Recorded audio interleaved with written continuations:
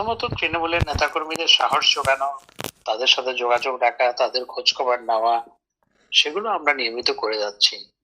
এবং তাদেরকে নানাভাবে সাহায্য সহযোগিতা করার চেষ্টা করা, এগুলো আমাদের নেতারা করে যাচ্ছেন। এবং আমি নিয়মিত তাদের সাথে যোগাযোগ রাখি এবং তাদেরকে সাহস যোগাই এবং তাদের খোঁজ খবর রাখি। তারা প্রথমত আওয়ামী লীগ এর আগেও নানা ধরনের সংকটে পড়েছে বিভিন্ন সময়।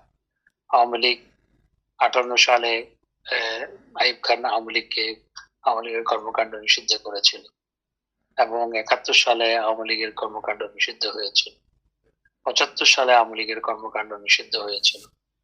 তো এটি নতুন কোনো কিছু নয় আওয়ামী লীগের জন্য। আওয়ামী লীগ প্রতিবারেই ঘুরে দাঁড়িয়েছে এবং আওয়ামী লীগ এমন একটা সংগঠন, গণমানুষের সংগঠন। আওয়ামী লীগের কোটি কোটি সমর্থক আছে, লক্ষ লক্ষ নেতাকর্মী আছে।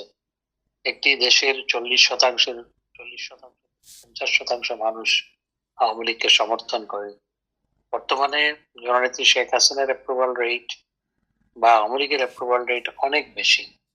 অর্থাৎ আজকের পরিস্থিতির তুলনায় আওয়ামী লীগ যে ভালো ছিল বা জননেত্রী শেখ হাসিনার দেশ পরিচালনা যে ভালো ছিল, সেটি আজকে শতকরা ৭৫ থেকে ৮০-৮৫% মানুষ বলছে। তো সুতরাং অ্যাপ্রুভাল রেট অনেক হাই এবং দেশের প্রায় অর্ধেক জনগোষ্ঠী আওয়ামী লীগকে সমর্থন করে। তো সেই দলকে দাবিয়ে রাখা যায় না, দাবিয়ে রাখা যাবে না।